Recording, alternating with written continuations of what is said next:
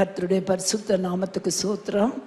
March மாதத்தின் theme என்னவென்று சொன்னால் நியாய பிரமாணத்தின் காலம். சரியா? இப்படியெல்லாம் படிக்கும்போது இது ஒரு பைபிள் காலேஜில் படித்தது போல காணப்படுது. அதை உட்காந்து ப்ரிப்பேர் பண்ணிக்கிறதே பெரிய காரியமாக இருக்கிறது. முதல்ல ஆண்டவர் மனுஷனை சிருஷ்டித்து, ரெண்டாவதாக மனசாட்சியின் காலத்தை எந்த விதத்திலும் எந்த விதமான சட்டங்களை எழுதி நியாயப்பிரமாணங்களை எழுதி கையில் கொடுக்கலை. அது எந்த காலம்? மனசாட்சியின் காலம். அந்த நாட்களில் அந்த இடத்தில் இருந்த ஆண்டவரோடு கூட ஆதாம ஏவாள் நடந்து கொண்டிருந்தாங்க, பேசினாங்க, உலாவுனாங்க. ஆண்டவர் சொன்ன கட்டளைக்கு கீழ்ப்படியாமல் போனாங்க. அப்பொழுது கீழ்ப்படியாமல் போகும்போது அவளுடைய வாழ்க்கையில் ஆண்டவர் ஒரு பக்கம், சாத்தான் ஒரு பக்கம். யாருக்கு கீழ்ப்படுகிறது என்று சொல்லிய ஒரு கேள்விக்குள்ள இருந்த நாட்கள் உண்டு.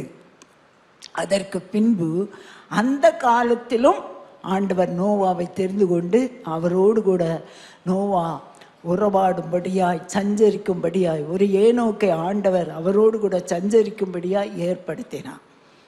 எல்லா ஜனங்களும் அக்கிரமத்தினால் நிறைந்ததாய் காணப்பட்டபடினா ஆண்டவர் சொன்னார், முழு உலகத்தை நான் என்ன செய்ய போகிறேன்? அழிக்கப் போகிறேன் என்று சொல்லி பெரு வெள்ளத்தை கொண்டு வந்தார். ஆனாலும் நோவாவையும் அவருடைய குடும்பத்தையும் பாதுகாப்பதற்காக ஒரு பேழையை உண்டு பண்ணி, அந்த பேழைக்குள் இந்த நோவாவின் குடும்பம் 3 ஆண் பிள்ளைகள், அவருடைய மனைவிமார்கள், அதே போல நோவாவின் மனைவி 8 பேரை மாத்திரம் பேழைக்குள் பாதுகாத்து திரும்பவுமாக ஜனத்தை தேவன் ஆசீர்வதித்தார். ஹல்லேலூயா! ஆசீர்வதித்து போகும்போது தான் எந்த காலம் வருகிறது? இந்த மாதத்தில் படிக்க போகிற நியாயப்பிரமாணத்தின் காலம்.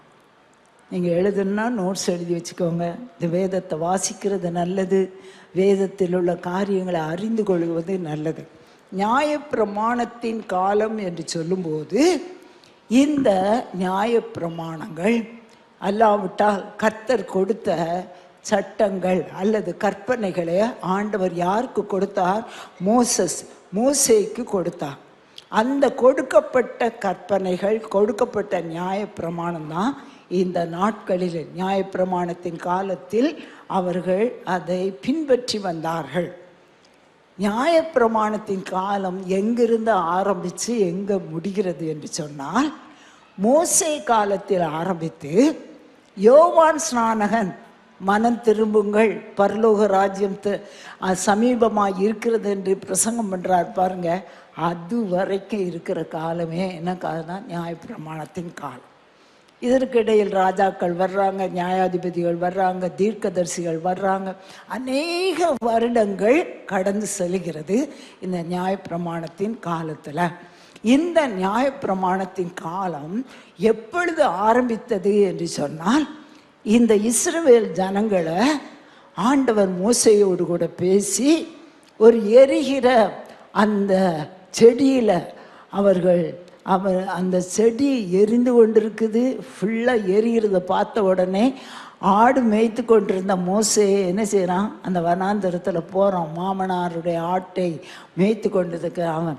அப்போ ஆண்டவர் பேசுகிறான், எங்கே போன்னு சொல்கிறான்? எகிப்து தேசத்துக்கு போய் அடிமைப்பட்டிருக்கிற ஜனங்களை மீட்டு கொண்டு வா என்று சொல்லி கட்டளை கொடுக்குறான்.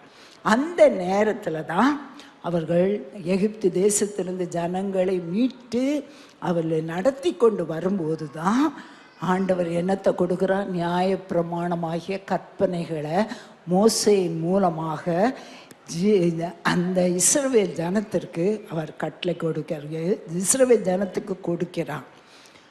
இந்த இஸ்ரவேல் ஜனங்கள் எகிப்திலிருந்து புறப்பட்டு சீனாய் வனாந்திரத்தில் 1 வருஷமும், அந்த வனாந்திரத்தின் வழியாக 40 வருஷங்களும் நடந்தாங்க. ஹல்லேலூயா! அந்த 40 வருஷங்களுடைய காரியத்தை நீங்கள் யாத்திராமத்தில் வாசித்து பார்த்தா, இந்த 40 வருஷங்களிலும் ஆண்டவர் அத்தனை ஜனங்களுக்கு அவசியமான நன்மைகளை செய்தார். ஹல்லேலூயா. அவர் செய்த நன்மைகளை குறித்து நம்ம வாசித்து பார்க்கும்போது ஆண்டவர் அவர்களுக்கு இரவு வேளையில், உங்களுக்கு தெரியும் நம்ம ஊர்களில் எலக்ட்ரிசிட்டி அந்த லைட் இல்லாட்டியே ரோடெல்லாம் என்ன இருக்கும், இருட்டாக தான் இருக்கும். ஆனால் வனாந்தரம்னு யோசிச்சு பாருங்க, ஒரு குடிக்கிற அதாவது குடியிருக்கிற ஒருத்தருமே இருக்க மாட்டாங்க, எல்லா இடமும் இருள் தான். ஆனால் ஆண்டவர் யாராக இருந்தார்? இரவு வேளையில் அக்னி ஸ்தம்பமாக இருந்தார், பகல் வேளையில் யாராக இருந்தார்? மேக ஸ்தம்பமாக இருந்தார். இவர்கள் எல்லாரும் சமைக்கிறதுக்கு ரொம்ப கஷ்டம். ஆண்டவர் வானத்தின் மன்னாவை அவர்களுக்கு கொடுத்து அவர்களை போஷித்தார். ஹல்லேலூயா. தண்ணீர் இல்லாத சமயத்தில் கண்மலையை அடிக்கும் போது அதிலிருந்து தண்ணீர் புறப்பட்டு அவர்கள் எல்லாருக்கும் அவசியமான, தாகத்துக்கு அவசியமான காரியத்தை ஆண்டவர் அவர்களுக்கு கட்டளையிட்டார். கர்த்தருடைய பரிசுத்த நாமத்துக்கு ஸ்தோத்திரம். யாத்ராமம் 15வது அதிகாரம் 26வது வசனத்தில் ஸ்க்ரீனில் போட வேண்டாம். அதில் என்னவென்று சொன்னால், அந்த போன அத்தனை லட்சக்கணக்கான ஜனங்கள் ஒருவரும் பலவீனமாக இருக்கலையா. ஏன்னா டாக்டர் கிடையாது, எந்த விதமான ஹாஸ்பிட்டல் கிடையாது, ஒருவனும் பலவீனமாக வேணா குறித்து வச்சுக்கோங்க. யாத்ராமம் 15:26. பலவீனன் ஒருவனும் இல்லை. கர்த்தருடைய பரிசுத்த நாமத்துக்கு ஸ்தோத்திரம். அநேக எதிரிகள் வந்தாங்க. அந்த எதிரிகள் எல்லாரையும் யாத்திராமம் 17 அதிகாரத்தில் அமலேக்கியர் வந்தாங்க. இந்த மோசே மலையின் மேலே ஏறி கைகளை உயர்த்தி ஜெபம் பண்ணினான். ஆனால் அதே சமயத்தில் யோசுவாவும் அவரோடு கூட சேர்ந்த போர் வீரர்களும் யுத்தம் பண்ணாங்க. ஆனால் எப்போ மோசே தன்னுடைய கையை உயர்த்தினானோ அப்பொழுதெல்லாம் அவங்களுக்கு என்ன ஏற்பட்டுச்சு? ஜெயம் ஏற்பட்டது. கர்த்தருடைய பரிசுத்த நாமத்துக்கு ஸ்தோத்திரம். அநேக எதிரிகளை அந்த 40 வருஷத்துக்குள்ளாக அவர் மேற்கொண்டார். அதே போல ஆண்டவர் இந்த நாட்களில், அந்த நாட்களில் ஜனத்தோடு கூட பேசி கற்பனையை கட்டளையிட்டார். எதற்காக ஆண்டவர் இந்த நியாயப்பிரமாணத்தின் காலத்தில் கற்பனையை கட்டளையிட்டார் என்பதை குறித்து நாம் பார்க்கலாம். முதலாவதாக மத்தேயு 11வது அதிகாரம் 11 முதல் 13வது வசனங்களை போடலாம். மத்தேயு 11வது அதிகாரம் 11 முதல் 13 வசனம். ஸ்திரீகளிடத்தில் பிறந்தவர்களில் யோவான் ஸ்நானனை பார்க்கலும் பெரியவன் ஒருவனும் எழும்பினதில்லை. ஆகிலும் பரலோக ராஜ்யத்தை சிறியவனாய் இருக்கிறவன் அவனிலும் பெரியவனாய் இருக்கிறான் என்று உங்களுக்கு மெய்யாகவே சொல்லுகிறேன். 12ஆம் வசனத்தில் யோவான் ஸ்நானகன் காலம் முதல் இதுவரைக்கும் பரலோகராஜ்யம் பலவந்தம் பண்ணப்படுகிறது, பலவந்தம் பண்ணுகிறது பிடித்து கொள்கிறார்கள். 13வது வசனத்தில் நியாயப்பிரமாணமும் தீர்க்கதரிசிகள் யாவரும் யோவான் வரைக்கும் தீர்க்க தரிசனம் உரைத்தது. எகிப்து தேசத்தில் வைத்து ஆண்டவர் இஸ்ரவேல் ஜனங்களை விடுதலை ஆக்கி வனாந்திரத்தில் வரும்போது தான் அவர்களுக்கு இந்த விதமான நியாயப்பிரமாணத்தை கட்டளையிடுகிறார், நியாயப்பிரமாணத்தை கொடுக்கிறார். அது எது வரைக்கும்? யோவான் வரைக்கும் அது தீர்க்க தரிசனமாக இருக்கிறது என்று கர்த்தருடைய வார்த்தை சொல்கிறது. பார்க்கலாம். யாத்ராகமம் 19வது அதிகாரம் 3வது வசனத்திலிருந்து நம்ம வாசிக்கும்போது ஆண்டவர் என்ன காரியத்தை எப்படி செய்தார்?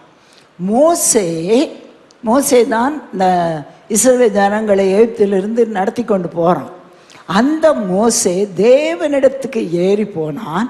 கர்த்தர் மலையிலிருந்து அவனை கூப்பிட்டு, நீ யாக்கோபு வம்சத்தாருக்கு சொல்லவும் இஸ்ரவேல் புத்திரருக்கு அறிவிக்க வேண்டியதும் என்னவென்றால், 4வது வசனம், நான் எகிப்தியருக்கு செய்ததையும் நான் உங்களை கழுகுகளுடைய செட்டுகளின் மேல் சுமந்து உங்களை எண்ணண்டையிலே சேர்த்து கொண்டதையும் நீங்கள் கண்டிருக்கிறீர்கள். யார்கிட்ட பேசுகிறாங்க? மோசேயின் மூலமாக இஸ்ரவேல் ஜனத்தோடு ஆண்டவர் பேசுகிறார். நம்ம ஆண்டவர் யார் என்று சொன்னால், கழுகுகளுடைய செட்டுகளின் மேல் சுமக்கிற ஒரு தகப்பன் சுமக்கிறது போல வனாந்திரத்தை சுமக்கிற தெய்வம். அதே போல 5வது வசனத்தை வாசிக்கும்போது, இப்பொழுது நீங்கள் என் வாக்கை உள்ளபடி கேட்டு என் உடன்படிக்கையை கைக்கொள்வீர்களானால் சகல ஜனங்களிலும் நீங்களே எனக்கு சொந்த சம்பத்தாய் இருப்பீர்கள், பூமியெல்லாம் என்னுடையது என்று சொல்லுகிறார். 6வது வசனத்தை பாருங்க.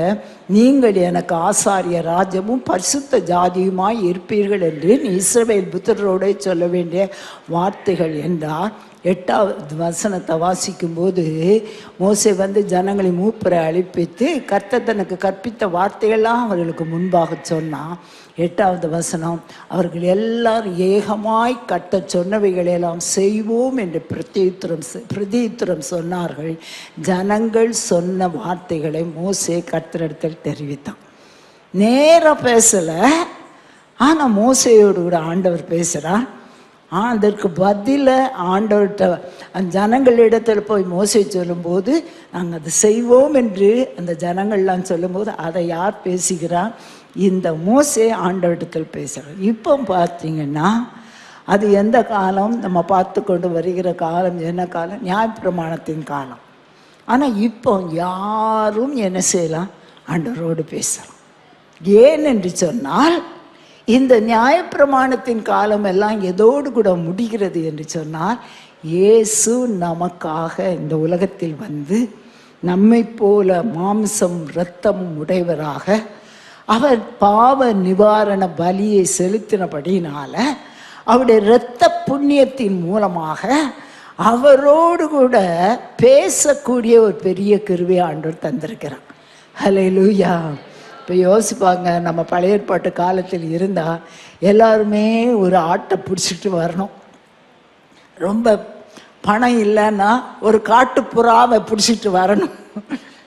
அப்போ எப்படி இருக்கும்? இப்போ ஆட்கள் உட்கார்றதுக்கே இடம் இல்லை. ஆடும் புறாவும் மாடு இருந்துச்சுன்னா இப்படி இருக்கும். ஆனால் நமக்காக அது நியாயப்பிரமாணத்தின் காலம். ஆனால் இந்த நாட்களில் இயேசு நமக்காக மரித்தபடியினால, நமக்காக இரத்தம் சிந்தினபடியினால, அவர் நமக்காக பாவ நிவாரண பலியாக ஒப்பு கொடுத்தபடியினால, என்றைக்கு இயேசு நமக்காக மரித்தாரோ, அவர் சிலுவையில் மரித்த போது அந்த எருசலேம் தேவாலயத்தினுடைய அந்த திரை மேலிருந்து கீழாக என்ன செய்தது? 2ஆக பிளந்தது, கிழிந்தது.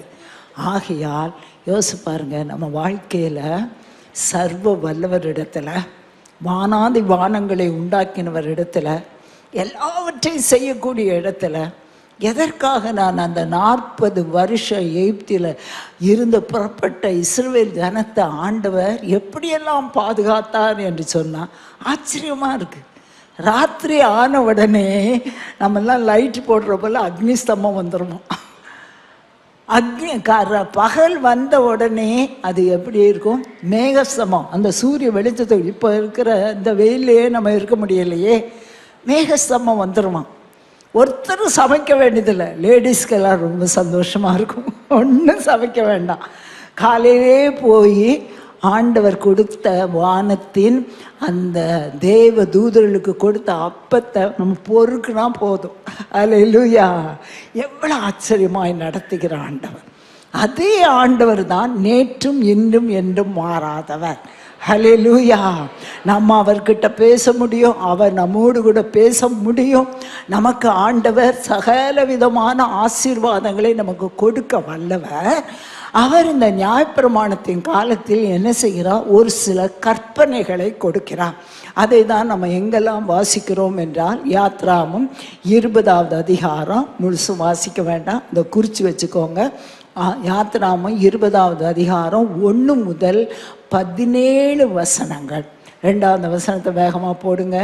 அவங்க ஆண்டவர் என்ன தேவன் பேசி, நீ அடிமைத்தன்மை வீடாகிய எகிப்து தேசத்தை புறப்பட பண்ணின உன் தேவனாகிய கர்த்தர் நானே, நீ உன்னை என்று உனக்கு வேறே தேவன் உண்டாயிருக்க வேண்டாம். சரியா? முதல் கட்டளை ஆண்டவரை மாத்திரம்தான் பின்பற்றணும். சர்ச்சுக்கு வரும்போது இயேசுவே நீர் தான் எல்லாத்தையும் எனக்கு செய்கிறீன்னு தோத்திரம் போடுறோம் சொல்கிறாங்க. நிறைய பேர் சொல்கிறாங்க, தெரியும். வெள்ளிக்கிழமை ஆராதனை முடிஞ்ச உடனே அங்கே இருக்கிற வரிசையாக நிற்கிற கூட்டத்தை பார்த்தா நான் தான் சொல்லுவேன், ஐயோ 2 ஆகுது பாஸ்டருக்கு சாப்பாடு எடுத்து வைக்க போகணும், சீக்கிரம் சீக்கிரம் அப்படியே வந்து நிற்பாங்க. ஆனால் ஏன்னா நம்ம ஆண்டவர் ஜெபத்தை கேட்கிறவர். ரெண்டாவதா, நொறுங்குண்ட இருதயம் உள்ளவர்களை ஆண்டவர் என்ன செய்வார்? குணமாக்குவார். அற்புதங்களை ஆண்டவர் செய்வார். பிசாசுகளை ஆண்டவர் துரத்துவார். நம்முடைய குடும்பங்களை ஆசீர்வதிப்பார். இந்த இடத்துக்கு இயேசுதான் தெய்வம் என்று வருகிறவங்க வீட்டில் போனோன்னு வேறு தெய்வத்தை வணங்கக்கூடாது. அதில் கவனமாக இருக்கணும். தான் முதல் கற்பனையே என்னது? என்னை அன்றி, எல்லாரும் சொல்லுங்க, என்னை அன்றி உனக்கு வேறே தேவர்கள் உண்டாயிருக்க வேண்டாம். அடுத்த வசனத்தை பாருங்க. அது ஒரு சொரூபத்தை ஆகிலும் யாதொரு விக்கிரகத்தை ஆகிலும் நீ உனக்கு உண்டாக்க வேண்டாம். தேவனுடைய வசனத்தில் போட்டிருக்கு, மனுஷன் யூகித்து செய்கிற உருவங்களாம். நமக்கு சில சமயங்களில் பலவிதமான உருவங்களை பார்க்கும்போது பயப்படுறோம். அதை பார்த்தா பயமாக இருக்குது நமக்கு. ஆனால் நம்ம ஆண்டவர் யார்? இரக்கம் உள்ளவர். சிறு பிள்ளையை வந்து ஜெபம் பண்ணுறதுக்கு கூட்டிகிட்டு வர்றாங்க, எல்லாரும் அதட்டுறாங்க. ஆனால் இயேசு என்ன செய்கிறார் தெரியுமா? அந்த சிறு பிள்ளைய அரவணைத்து கொண்டு ஆசீர்வதிக்கிறார். நம்ம ஆண்டவர் அவர் தான். அந்த நலதம் என்ற அந்த தைலத்தை கொண்டு அந்த அம்மா இயேசுவினுடைய பாதத்தனை ஊத்துறான். அப்போ எல்லா சீஷர்களுமே சொல்கிறாங்க, இதை என்ன விற்றா 300 படத்துக்கு மேலே கிடைக்குமே, இதை வந்து வீணா. அப்போ ஆண்டவர் என்ன சொல்கிற, அந்த ஸ்திரீயை தொந்தரவுப்படுத்தாதே. ஹல்லேலூயா.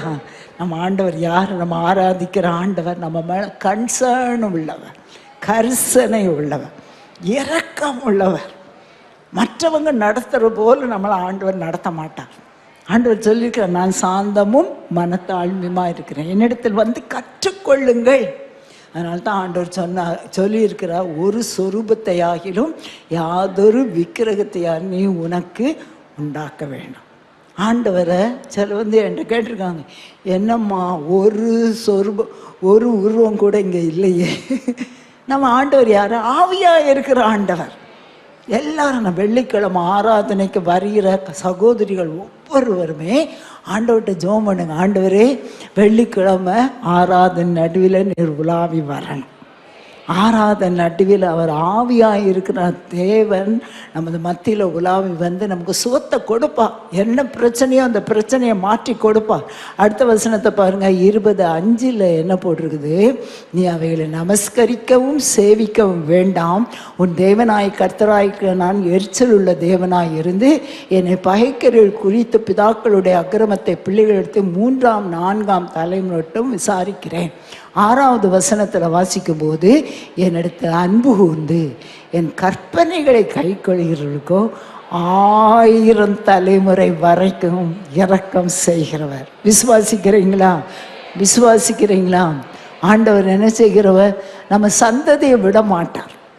எப்பொழுதுமே அம்மாமாருக்கு யார் மேலே தான் ரொம்ப பிரச்சனை, ரொம்ப கவனம் கேராக இருக்கணும், கர்சனையாக இருக்கும் என்று சொன்னால், ஆமேன்.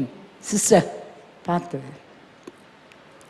அந்த யார் மேலே ரொம்ப கர்சனையாக இருக்குது தெரியுமா? நம்ம பிள்ளைங்க மேலே தான். பிள்ளைங்க கொஞ்சம் பிந்தி வந்துட்டாங்கன்னா, நீ உட்காரு, நீ உட்காரு, அவங்க பார்த்துக்கிட்டோம், கவனமா பாருங்கள், இவ்வளோ உட்காருவீங்க, எல்லாரும் கவனிங்க.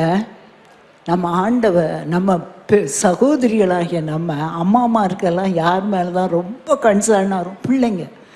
பிள்ளைங்க சரியான நேரத்துக்கு வீட்டுக்கு வரலாட்டி நமக்கு தூக்கம் வராது. பிள்ளைங்க சாப்பிடலாட்டி நமக்கு ஒரு காரியத்தை செய்ய முடியாது. குடும்பத்தில் ஏதோ ஒரு பிரச்சனைன்னா நம்மளை ரொம்ப தாக்கும்.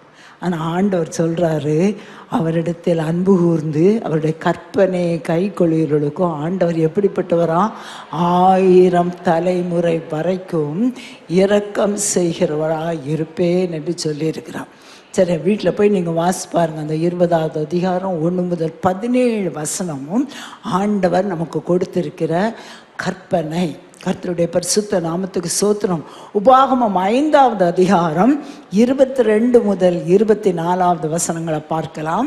இந்த வார்த்தைகளை கர்த்தர் மலையிலே அக்னியிலும் மேகத்திலும் காரிலும் இருந்து உங்கள் சபையார் எல்லாரோடு மகா சத்தத்தோட சொன்னார். அவைகளோட ஒன்றும் கூட்டாமல் அவைகளை 2 கற்பலைகள் எழுதி என்னிடத்தில் கொடுத்தார். 23வது வசனம், மலை அக்னியாய் எரிகையில் இருளின் நடுவில் உண்டான சத்தத்தை நீங்கள் கேட்டபோது கோத்திர தலைவரும் மூப்பருமாகிய நீங்கள் எல்லாரும் என்னிடத்தில் வந்து. 24வது வசனம், இதோ நம்முடைய தேவனாகிய கர்த்தர் நமக்கு தம்முடைய மகிமையும் நம்முடைய மகத்துவத்தையும் காண்பித்தார். அக்னி நடுவில் உண்டான அவருடைய சத்தத்தையும் கேட்டோம். தேவன் மனுஷனோட பேசியும் அவன் உயிரோடு இருக்கிறதை இந்நாளிலே கண்டோம். கர்த்தருக்கு பயப்படுற பயம் அவர்களுக்கு உண்டாய். எதற்காக? அடுத்த பாயிண்ட் என்னன்னா, ஏன் ஆண்டவர் நமக்கு இந்த கற்பனைகளை பிரமாணங்களை கொடுத்தார் என்று சொன்னார். மத்தேயு 11வது அதிகாரம் 11 முதல் 13 வசனத்தை பார்க்கலாம். மத்தேயு 11வது அதிகாரம் 11 முதல் 13 வசனம் நம்ம ஏற்கனவே பார்த்துட்டோம். 13வது வசனத்தில் மாத்திரம் எல்லா தீர்க்க தரிசனங்களும் நிறைவேறிற்று. லூக்கா 16வது அதிகாரம், லூக்கா 16, 16, 17 வாசிங்க பார்க்கலாம். நியாய பிரமாணமும் தீர்க்க தரிசன வாக்கியங்களும் யோவான் வரைக்கும் வழங்கி வந்தது. 17வது வசனத்தை பாருங்க. ஆண்டவர் வேதத்தின் ஒரு எழுத்தின் உறுப்பும் அவமாய் போகாது என்று சொல்கிறார். ரோமர் 3வது அதிகாரம் 19, 20வது வசனத்தை பார்க்கும்போது, வாய்கள் யாவும் அடைக்கப்படும்படிக்கும் உலகத்தார் யாவரும் தேவனுடைய ஆக்கினை தீர்ப்புக்கு ஏதுவானலாய் இருக்கும்படிக்கும் நியாயப்பிரமாணம் சொல்லுகிறதெல்லாம் நியாயப்பிரமாணத்துக்கு உட்பட்டு இருக்கிறவர்களே சொல்லுகிறது என்று அறிந்திருக்கிறோம்.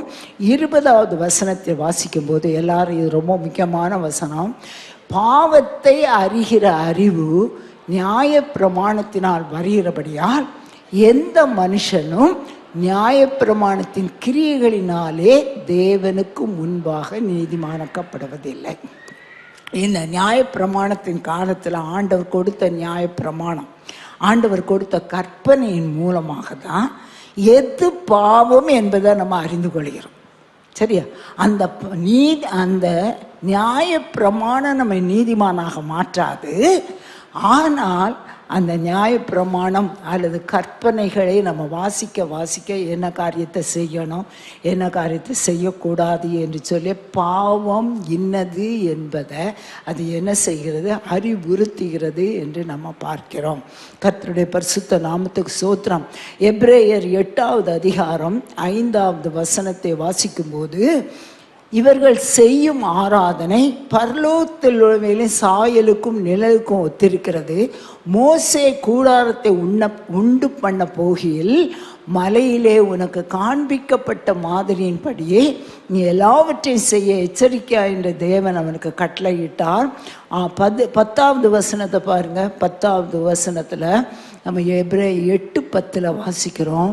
இந்த நான் இஸ்ரவேல் குடும்பத்தோடு பண்ணும் உடன்படிக்கையாவது அவருடைய பிரமாணங்களை, சரியா, பழைய ஏற்பாட்டு காலத்தில் மோசேயின் கையில் கல்லில் என்ன செய்தாங்க, அந்த கற்பனையை, நியாயப்பிரமாணத்தின் கற்பனையை எழுதி கொடுத்தாங்க. ஆனால் அந்த புதிய ஏற்பாட்டு காலத்தில் இயேசு நமக்காக மரித்தபடினா, இந்த பாருங்க, என்னுடைய பிரமாணங்களை ஆண்டவர் என்ன செய்வாராம், மனதிலே வைத்து அவர்களுடைய இருதயங்களில் அவைகளை எழுதுவேன். கர்த்தருடைய பரிசுத்த நாமத்துக்கு ஸ்தோத்திரம்.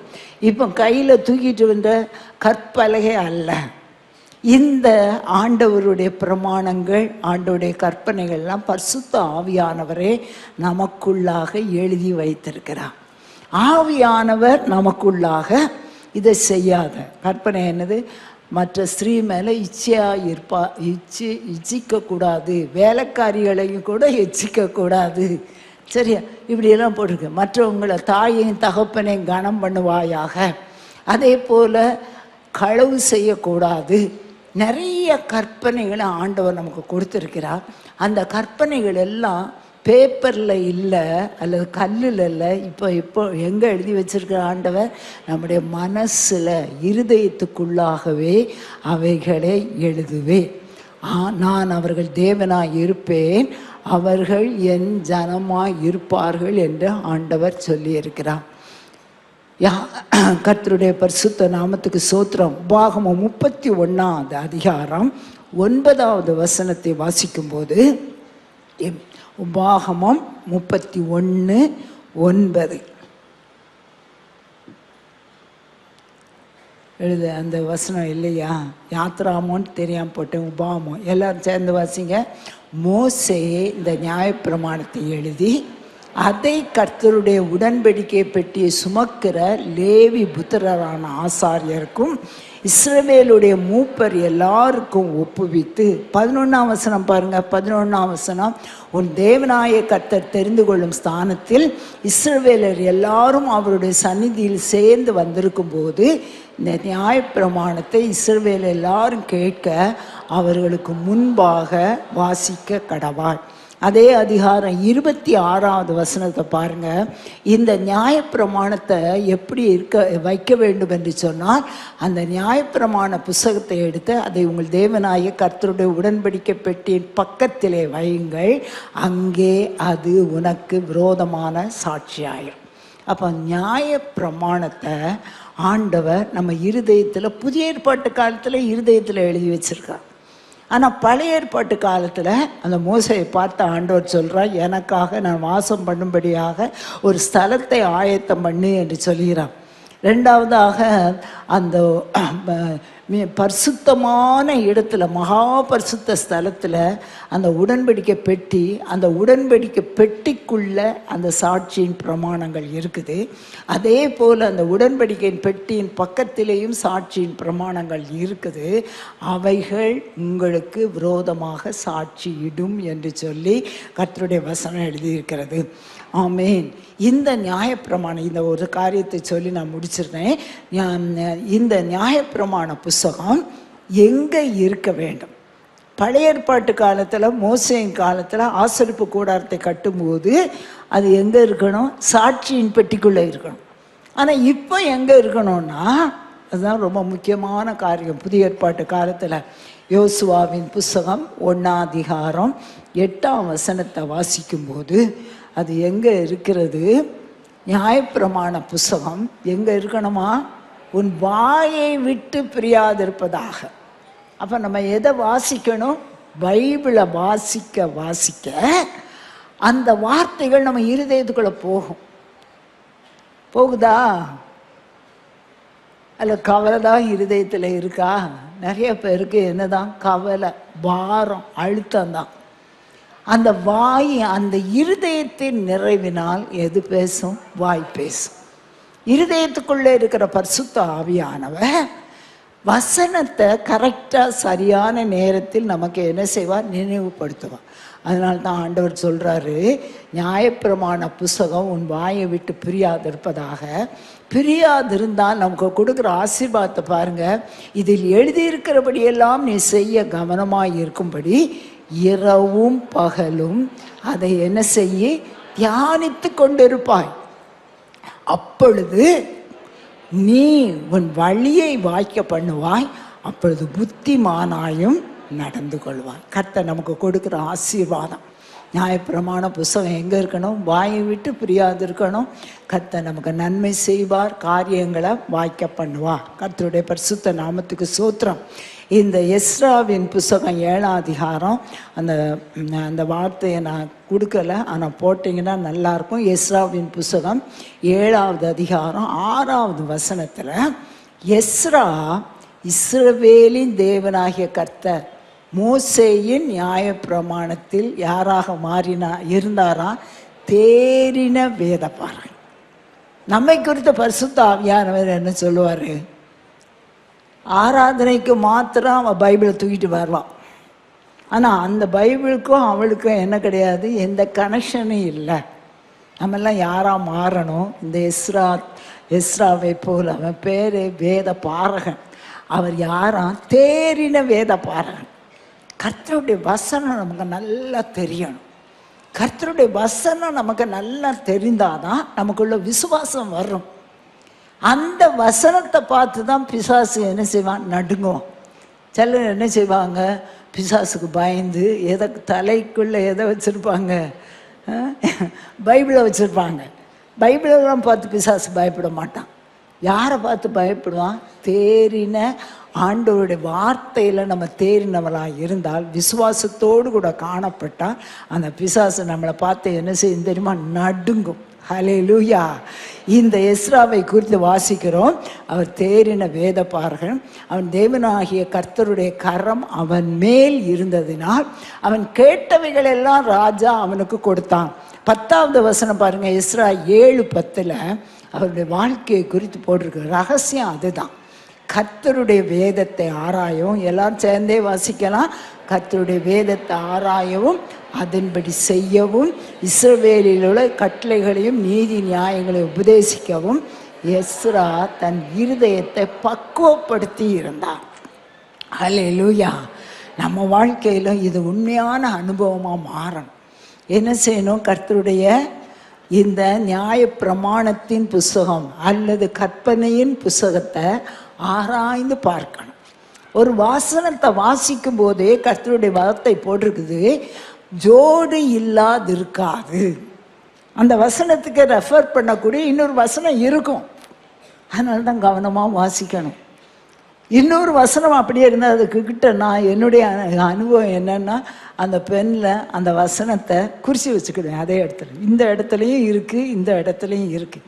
ஜோடி இல்லாது இருக்காது.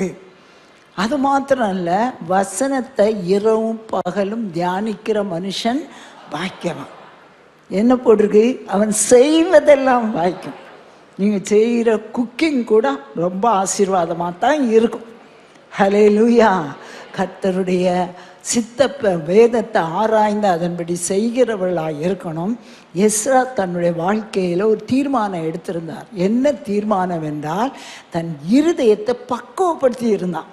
ஆராய்ந்து பார்ப்பேன், அதன்படியே நடப்பேன். என் வாழ்க்கையில் யார்படி நடப்பேன்? தேவனுடைய வசனத்தின்படி நடப்பேன் என்று சொல்லி தன்னை அர்ப்பணித்தான். கர்த்தர் ஆசீர்வதித்தான். மத்தேயு 5வது அதிகாரம் 17ஆம் வசனத்தை பாருங்க. அந்த வாசிக்கும்போது, நியாய பிரமாணத்தை ஆனாலும் தீர்க்கதரிசனம் அழிக்கிறதற்கு வந்தேன் என்று எண்ணிக்கொள்ளாதவன். இயேசு எதற்காக இந்த உலகத்தில் வந்தார் என்று சொன்னால், அதை நிறைவேற்றுவதற்கே. ஹல்லேலூயா. நமக்காக கல்வாரி சிலுவையின் மூலமாக எல்லாவற்றையும் ஆண்டவர் செய்து முடிச்சிட்டார். நியாய பிரமாணத்தை சொல்லப்பட்டிருக்க பலவிதமான காரியங்களை குறித்து இயேசு எப்படி இருந்தால், மாதிரியாக இருந்தார். அந்த கற்பனைகளுக்கு மாதிரியாக இருந்தார். நிறைவேற்றுவதற்கு தான் இயேசு நான் வந்தேன் என்று சொன்னார். மத்தேயு 7ஆம் அதிகாரம் 12வது வசனத்தை வாசிக்கும் போது 7:12, மனுஷர் எல்லாரும் சேர்ந்தே வாசிங்க. நியாய பிரமாணம் எப்படி நிறைவேற்ற வேண்டும் என்றால், மனுஷர் உங்களுக்கு எவைகளை செய்ய விரும்புகிறீர்களோ அவைகளை நீங்களும் அவர்களுக்கு செய்யுங்கள். சரியா? யாராவது நமக்கு உதவி செய்யணும், யாராவது நமக்காக ஜெபம் பண்ணணும், நமக்கு விருப்பம் இருந்தால் நம்ம என்ன செய்யணுமா? மற்றவங்களுக்காக ஜெபம் பண்ணணுமா? நம்ம பார்க்கணும், யார் பக்கத்தில் உட்காந்துருக்காங்கட்டே பார்க்கறது இல்லையே. கொஞ்சம் திரும்பி பார்த்து அவங்க தேவை என்ன, பேரை கேட்டு எழுதி வச்சுக்கிட்டு ஒரு வாரம் உங்களுடைய டைரியில் எழுதி வச்சு அவங்கள ஜெபம் பண்ணுங்களேன். நான் என் வாழ்க்கையில் அதான் செய்வேன். யாராவது தேவைன்னு சொல்லும்போது சீக்கிரமாக பேர் இப்போ மறந்து போயிடுது. ஆனால் உடனே பேரை எழுதி வச்சுக்கிட்டு அவங்க தேவைக்காக ஜெபம். நம்ம மற்றவர்களுக்காக ஜெபம் பண்ணும்போது, யோபு தன் சிநேகிதருக்காக வேண்டிக் கொண்ட சமயத்தில் ஆண்டவர் என்ன செய்தார்? அவருடைய காரியங்களிலிருந்து விடுதலை, ரெட்டிப்பான ஆசீர்வாதத்தை கொடுக்குறான். ஹல்லேலூயா. அதனால தான் எது நியாய பிரமாணம் தீர்க்க தரிசனம் என்று சொல்லி தேவன் போட்டிருக்கு. மனுஷர், எல்லாரும் திரும்ப சொல்லுங்க, மனுஷர் உங்களுக்கு எவைகளை செய்ய விரும்புகிறீர்களோ அவைகளை நீங்களும் அவர்களுக்கு செய்யுங்கள். ஹல்லேலூயா. ஆத்துமாக்களுக்கு இயேசுவை பற்றி சொல்லணும். இயேசுதான் வழி என்று சொல்லணும். கடந்த நாட்களில் ஒரு கூட்டத்துக்கு போயிருந்தேன். அந்த கூட்டத்தில் என் பக்கத்தில் ஒருத்தன் அம்மா வந்து உட்கார்ந்துருந்தாங்க. எனக்கு யாருன்ட்டே தெரியலை. அவங்க சாட்சி சொல்லும் போது சொன்னாங்க, 2 ஸ்கூல் நாங்கள் வச்சுருக்கோம், 3ஆவது ஸ்கூல் இன்றைக்கு ஆரம்பித்தோம், அதனால தான் நான் சாட்சி சொல்கிறேன். என்கிட்ட வந்து உட்கார்ந்த உடனே அவங்க சொன்னாங்க, எங்களுக்கு டீச்சர்ஸ் 150லேருந்து 160 டீச்சர்ஸ் இருக்காங்க. ஆனால் நான் அந்த டிவோஷன் டைமில் இயேசுதான் தெய்வம் என்று அழுத்தி சொல்லிடுவேன். எனக்கு பார்த்தேன் இவ்வளோ தைரியமாக டீச்சர்ஸ் நடுவில் அவங்க நிறைய கொஞ்சம் ஒரு சில வித்தியாசமான மதத்தை சேர்ந்தவங்க தான். என் ஸ்கூலில் வேலை பார்க்கணுன்னா பார்க்கட்டும், அல்லது போகட்டும். ஆனால் நான் என்னுடைய கடமை என்னது, இயேசு தான் உண்மையான தெய்வம். அவர்கிட்ட வந்து உட்கார்ந்த உடனே அவங்ககிட்ட கேட்டேன், உங்கள் ஸ்கூல் பேர் என்ன? ஒரு பார்த்தேன், யாருன்னா சத்தியம் டிவி இருக்குது பாருங்கள், அந்த டிவி நடத்துகிற அந்த பிரதருடைய ஒய்ஃப். கர்த்தருடைய பரிசுத்த நாமத்துக்கு சோத்திரம். இப்போ யோசிச்சு பாருங்க, நம்ம வாழ்க்கையில் பயந்து பயந்து இருக்காதீங்க. இயேசுவை பற்றி சொல்வதற்கு, சுவிசேஷத்தை அறிவிப்பதற்கு, இயேசுவை ஏற்றுக்கொள்ளாவிட்டால் நரகம்தான், அக்கினி தான். ஆண்டவர் சமூகத்தினை தைரியத்தோடு கூட காரியத்தை செய்யும். ஐயோ இவங்க அப்படி சொல்லிடுவாங்களோ, இவங்க இப்படி செய்வாங்களோ அப்படின்னு யோசி நம்முடைய வாழ்க்கையில் இங்கே இயேசு, வெளியே போனால் வேறு தெய்வம் அல்ல, இயேசுதான் தெய்வம். ஹல்லேலூயா. ஜனத்தார் நட்டுங்களா, அவங்களுக்கெல்லாம் எவ்வளோ பணம் இருக்கும், எவ்வளோ படிப்பு இருக்கும், ஆனால் எவ்வளோ தைரியமாக இருக்காங்க பாருங்கள். எனக்கு அது ஒரு பெரிய சேலஞ்சிங்காக இருந்துச்சு, சவாலாக இருந்துச்சு. கர்த்தருடைய பரிசுத்த நாமத்துக்கு சோத்திரம். ஆமென். நீங்கள் என்ன செய்ய வேண்டும் என்று விரும்புகிறீர்களோ அதை அவர்களுக்கு செய்யுங்கள். அதே போல் மத்தேயு 22வது அதிகாரம் 36 முதல் 40 வசனங்களை வாசிக்கும்போது, இந்த நியாயப்பிரமாணத்தை, இது புதிய ஏற்பாட்டில் எழுதியிருக்கு, இது பழைய ஏற்பாடு இல்லை, புதிய ஏற்பாட்டில் எழுதியிருக்கு. நியாயப்பிரமாணத்திலே எந்த கற்பனை பிரதானமானது என்று கேட்டால், இயேசு அவனை நோக்கி, உன் தேவனாகிய கர்த்தரிடத்தில், எல்லாரும் சேர்ந்து வாசிங்க, உன் முழு இருதயத்தோடும், உன் முழு ஆத்மாவோடும், உன் முழு மனதோடும் யார் அன்பு கூறணும்? இயேசு அன்பு கூறணும். நிறைய சகோதரிய புருஷனை நேசிக்க மாட்டேங்கிறான்ட்டு அழுதுகிட்டே இருக்காங்க. ஆண்டவருடைய அன்பை அறிஞ்சிங்கன்னா அதெல்லாம் ஒன்றுமே கிடையாது. ஹல்லேலூயா. அவரிடத்தில் அன்பு கூறுவாயாக. 38வது வசனத்தில் என்ன வாசிக்கிறோம்? அடுத்த வசனத்தில் என்ன?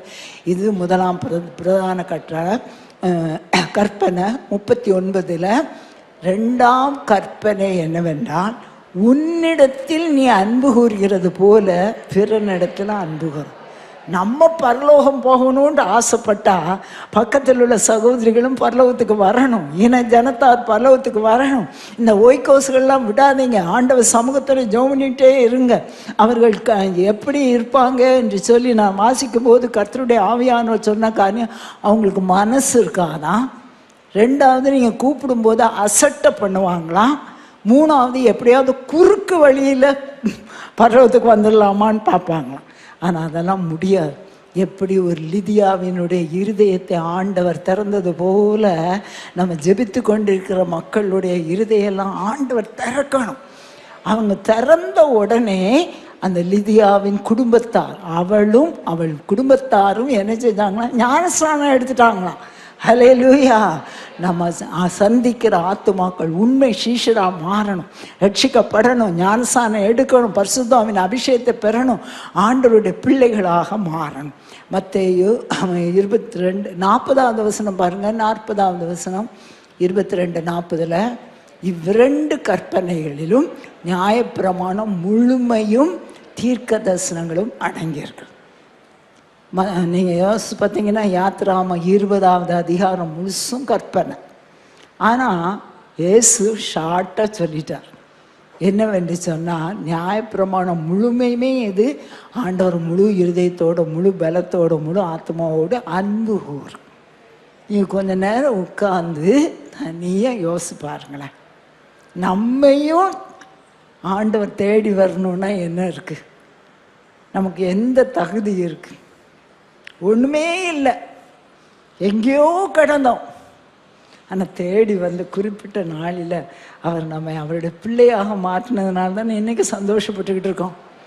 எவ்வளோ ஆசீர்வாதம்! நம்முடைய சந்ததி ஆசீர்வதிக்கப்படுது. எத்தனை நேரங்களில் ஆண்டவர் நமக்கு உதவி செய்திருக்கிறார். எத்தனையோ விதமான பலவீனங்கள் வியாதிகள் வரும்போதெல்லாம் ஆண்டவர் நம்ம கூட இருந்து நானே உன் பரிகாரியாய கர்த்தர் என்று சொல்லி எத்தனை விடுதலை கொடுத்துருக்கிறான். நம்ம ஜபிக்கிற ஜபத்தையும் நம்ம யாரும் பொலிட்டிக்கல் லீடரை போய் பேச முடியாது, ஒரு பெரிய கவர்னர்கிட்ட போய் பேச முடியாது. ஆனால் வானத்தையும் பூமியும் சமுத்திரத்தையும் உண்டாக்கின அவரிடத்துல நம்ம பேசலாம். ஹல்லேலூயா. அந்த நினச்சா அவரிடத்துல நம்ம என்ன செய்யணுமா? அன்பு கூறணும். தனியாக உட்காந்து யோசிச்சு பாருங்க, எப்படி என்ன ஆண்டவர் நேசிக்கிறான். ஹல்லேலூயா. நான் எப்பவுமே யோசிப்பேன், நான் ஒரு பயந்தாங்கொழி, என் குடும்பத்திலேயே நான் தான் பயந்தாங்கொழி, யார்ட்டையும் பழக மாட்டேன், யார்ட்டையும் பேச மாட்டேன். என்னையே ஆண்டவர் தெரிந்தெடுத்து இப்படி நிறைய பேருக்கு ஆசீர்வாதங்களாக வச்சுருக்காருன்னா, இந்த திங்கக்கிழமை கூட ஒரு இடத்துக்கு, செவ்வாய்க்கிழமை ஒரு இடத்துக்கு போயிருந்தோம். பக்கத்தில் ஒரு சோஃபாவில் போய் உட்கார்ந்த உடனே அவங்க என்னை பார்த்தாங்க, நானும் பார்த்து சிரிச்சுக்கிட்டேன். கொஞ்ச நேரத்தில் சொல்லிட்டாங்க, நான் ஸ்ரீலங்காவிலேருந்து வந்திருக்கேன், உங்களுடைய அந்த மெசேஜ் எல்லாம், பாஸ்டருடைய சண்டே மெசேஜ் எல்லாம் யூடியூப்பில் கேட்டுக்கிட்டே இருக்கேம்மா அப்படின்னு சொல்கிறாங்க. யோசிச்சு பாருங்க, நம்ம பார்க்க முடியாத எத்தனையோ பேருக்கு ஆண்டவர் நம்மளை ஆசீர்வாதமாக வச்சுருக்காருல்ல. ஆண்டவர் அன்பை யோசிச்சு பாருங்க. ஆண்டவர் சொல்கிறாரு, நான் உன்னை நேசிக்கிறேன், நான் உன்னிடத்தில் அன்பு கூறுகிறேன், நீ மற்றவரிடத்தில் என்ன செய்ய? அன்பாயிர. அதுதான் நியாயப்பிரமாணம். கர்த்தருடைய பரிசுத்த நாமத்துக்கு ஸ்தோத்திரம். யோவான் சுவிசேஷம் 1:17 வாசிக்கலாம். யோவான் சுவிசேஷம் 1:17 நியாயப்பிரமாணம் மோசேயின் மூலமாய் கொடுக்கப்பட்டது.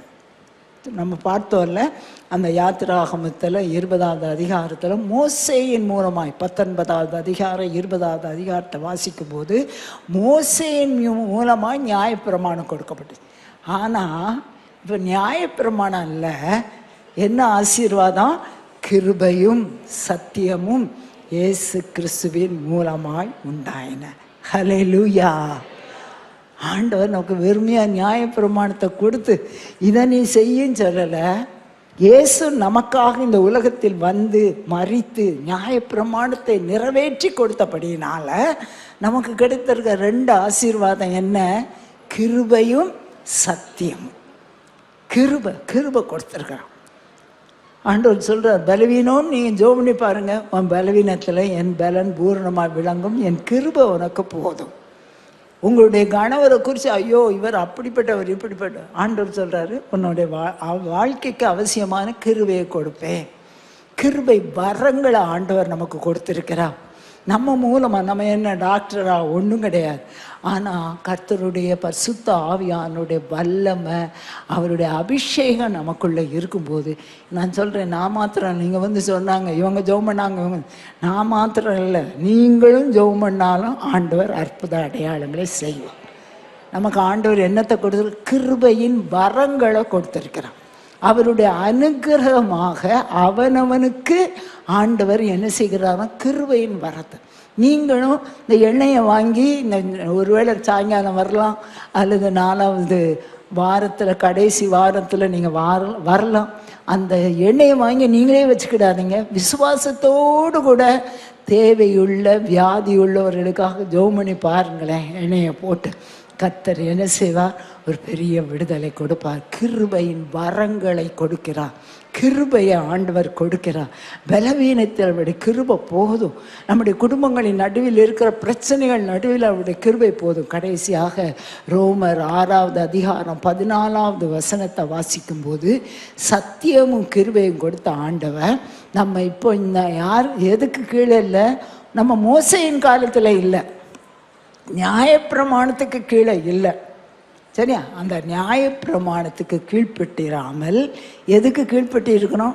கிருபைக்கு கீழ்ப்பட்டு இருக்கிறபடியால் பாவம் உங்களை மேற்கொள்ள மாட்டான்.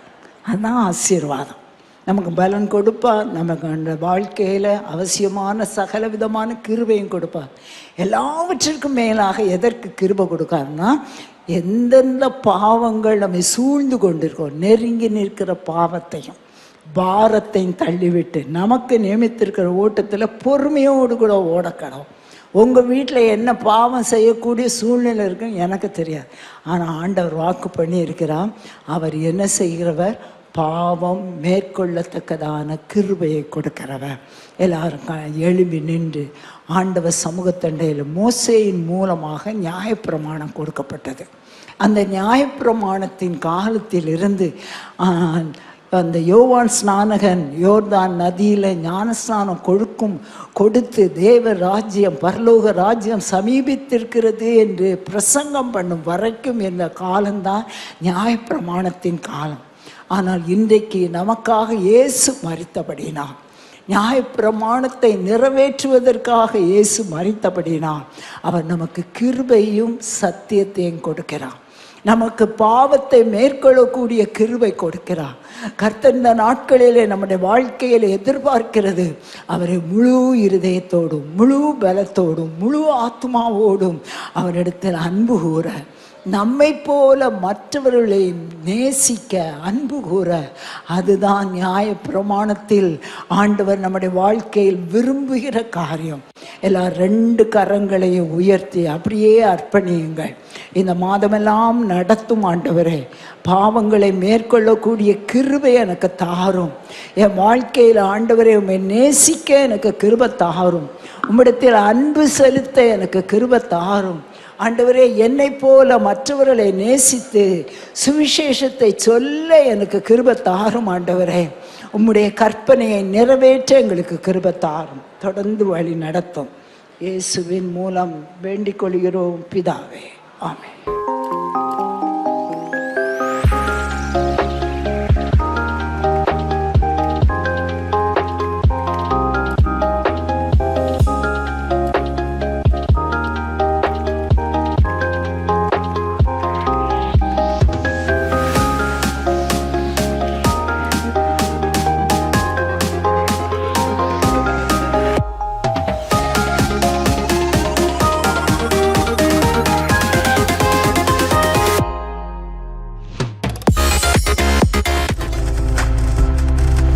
நீங்கள் பார்த்து கொண்டிருப்பது உங்கள் ஜாய் டிவி. உங்கள் துக்கம் சந்தோஷமாய் மாறும்.